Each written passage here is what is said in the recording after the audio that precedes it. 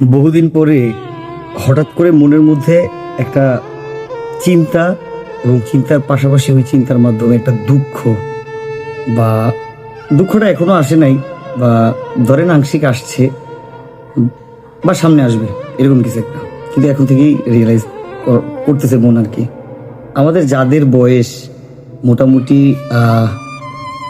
ধরেন 28 থেকে 40-এর কোঠায়, তারা তাদের প্রত্যেকের বাবা মার কিন্তু মাথার চুলগুলো পেকে গেছে। ইভেন বার্ধক্যজনিত সমস্যাও অনেক বাবা মায়ের মধ্যে দেখা যাচ্ছে, মানে বয়স হলে মানুষের যেই সব সমস্যাগুলো দেখা যায়। একটা জিনিস কখনো খেয়াল করছেন? আসলে এটা খেয়াল করাটা না করাটাই স্বাভাবিক, কারণ শৈশব কোন ফাঁকে দিয়ে চলে গেছে আমাদের আমরা নিজেরাও জানি না। সময়ের সাথে তাল মিলিয়ে চলতে চলতে কখন যে অনেকটা সময় পার হয়ে গেছে আমাদের জীবনের, আমরা অনেকেই রিয়েলাইজ করিনি।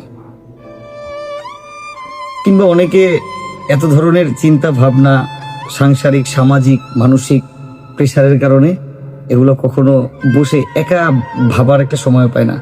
একটু প্রত্যেকটা মানুষের দিনের মধ্যে না হইলেও আধা ঘন্টা নিজের একা সময় দেওয়া দরকার এগুলো ভাবার জন্য।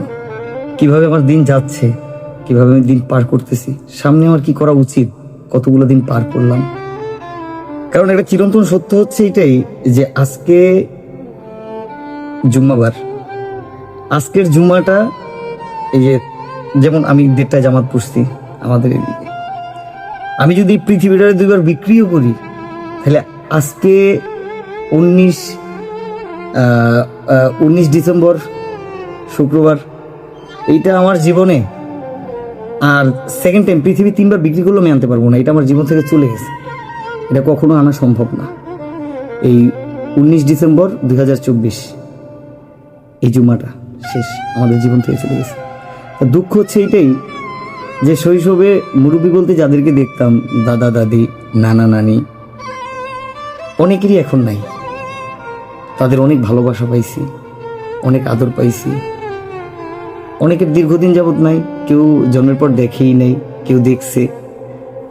আমি গুড লাক ছিলাম, আমি সবাইরে পাইছি। এখন শুধু নানি বেঁচে আছে, আর দাদা দাদি এবং নানা মারা গেছে। তা বাবা মার মাথায়ও এখন পাকা চুল দেখতেছি। এই জিনিসটা ভিতরে একটা দুঃখের জানান দিল।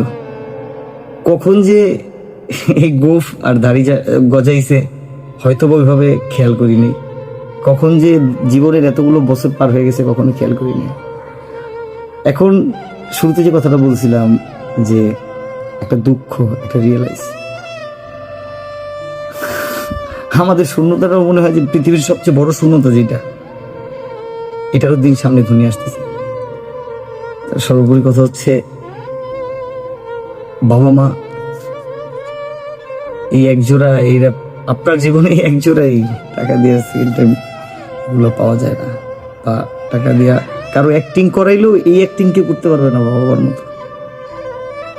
তা আমাদের যাদের বয়স এই যে এই 30 থেকে 40-এর মধ্যে, প্রত্যেকের বাবা মারই এখন এরকমই, মাথার চুলগুলো পাকা। কেউ আগের মতো খাটতে পারে না, কেউ আগের মতো হাঁটতে পারে না, কেউ হয়তো আগের মতো কথা বুঝিয়েও বলতে পারে না। বা আপনি বলছেন ভালো, সে হয়তো বা একটু খারাপ দৃষ্টিতে নিছে।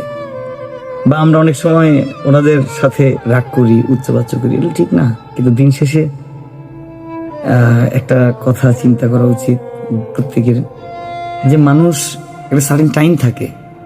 যেমন আমাদের 0 থেকে ধরেন 20 বছর পর্যন্ত আমাদের বুঝ তৈরি হয়। এরপর মোটামুটি এই বুঝটা ধরে রাখতে পারি আমরা ধরেন অ্যারাউন্ড 50 বছর বয়স পর্যন্ত। এরপর কিন্তু আবার আমরা ওই ছোটবেলায় ফিরে যাই, আস্তে আস্তে আমরা ছোট হই।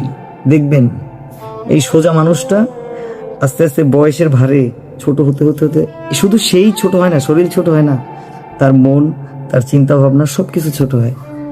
সো এগুলো তো রিয়েলাইজ করবেন। কিন্তু খুব দুঃখ লাগে, খুব দুঃখ লাগে পৃথিবীর নিয়মের কারণে।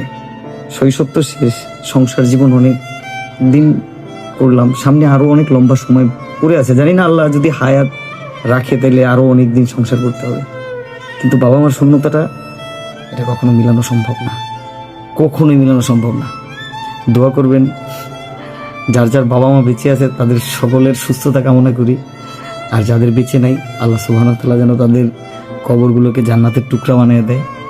এবং ওই ভাইয়েরাই একমাত্র জানেন তাদের বাবা নাই কিংবা মা নাই, শূন্যতাটা কত বড় শূন্যতা।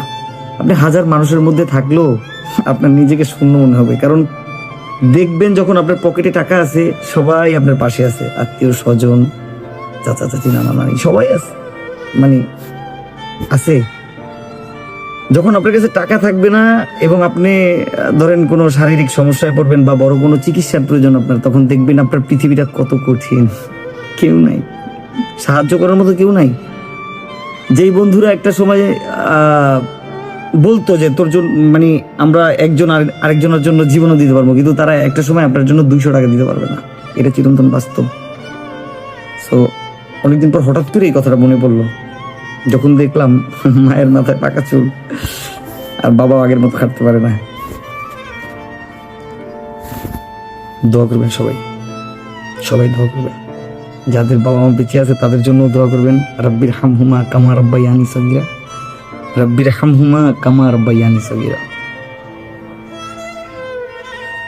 আসসালামু আলাইকুম।